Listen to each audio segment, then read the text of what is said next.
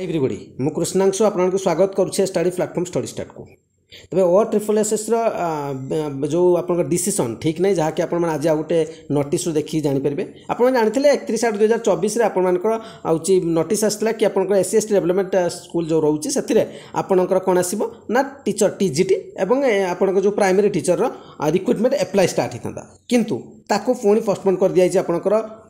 Next for तेज कथा होती RI amino ICDS SFS आप जानते कि 20/13 रु आपंकर अगस्त सेप्टेम्बर 20 रु अक्टोबर 20 एग्जाम हम तापर बर्तमान कन्फ्यूजन कर देती कारण 15 दिन पूर्व एडमिट कार्ड ना पिलाने पुणी चाहते जो एग्जाम प्रोसेस अच्छी जानते कि एग्जाम प्रोसेस जमी आपंकर देखुं आप नॉर्मलाइजेशन हो जाऊ परसेंटाइल हो जाऊ जहाँकि कहाँकि भी खुशी करें गोटे कन्फ्यूजन अच्छी करप्शन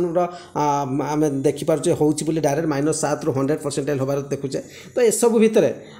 OSSC जब आम गतिविधि देखा कन्फ्यूजन लगुच कौन चाहूँगी किसी बुझाई पड़नी तो ये डिटेल्स अपडेट जदि आप एजुकेशन सहित रिलेटेड थे निश्चित चैनल सहित जोड़ी जहाँ भी आप फर्दर आप नोटिफिकेशन आसो निश्चित मुझे जनइबी थैंक यू।